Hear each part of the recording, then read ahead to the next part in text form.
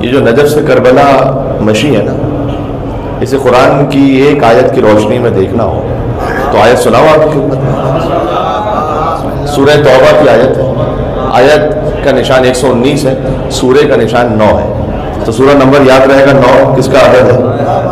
حسین کی ماں سیدہ سلام اللہ علیہا کا عدد ہے نا، اور آیت کا نشان 119۔ اللہ نے کہا یا ایھا الذین آمنوا اتقوا اللہ، اے ایمان والوں خوف الہی رکھنا، تقوی اختیار کرو، وَكُونُوا مَعَ الصَّادِقِينَ، اور زندگی کے ہر لمحے میں سچوں کے ساتھ ہو جاؤ۔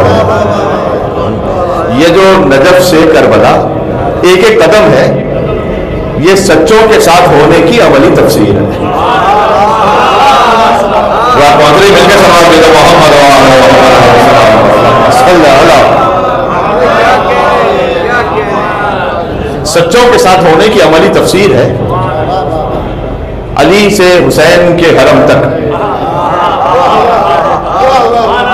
نہیں میں لفظ بدل رہا ہوں، آپ کی اگر توجہ ہے تو، یعنی سید الاولیاء کی بارگاہ سے سید الشہداء کی بارگاہ تک۔ جو میں پہنچ گئی، میں نے کیا کہا بھائی سید الاولیاء کی بارگاہ سے چلو، سید الشہداء کی بارگاہ میں پہنچ جاؤ۔ یہ ہے مشی،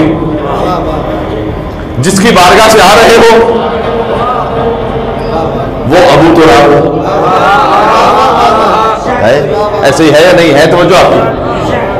وہ دیکھو مولا علی علیہ السلام کی زرعی میں 3 ہستیاں مدفون ہیں، آدم علیہ السلام بھی ہیں، نوح علیہ السلام بھی ہیں، اور مولا علی بن ابی طالب بھی ہیں۔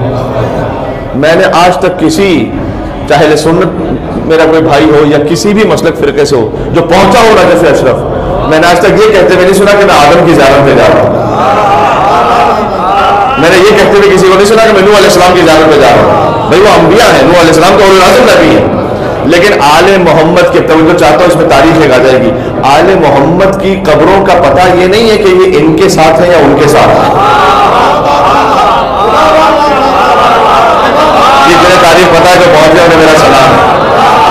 آل محمد کی قبروں کا ایڈریس یہ نہیں ہے کہ بھائی یہ ان کے ساتھ ہے یا ان کے ساتھ ہے۔ آل محمد کی شان یہ ہے کہ اگر ان کے ساتھ کوئی نبی بھی دفن ہو جائے، بات پہنچ گئی۔ آل محمد کی قبروں کی شان یہ کہ ان کے ساتھ کوئی نبی بھی دفن ہو جائے، وہ قبر رہے گی آل محمد کی، وہ زری رہے گی، وہ حرم رہے گا آل محمد کا۔ ہے توجہ آپ کی؟ جی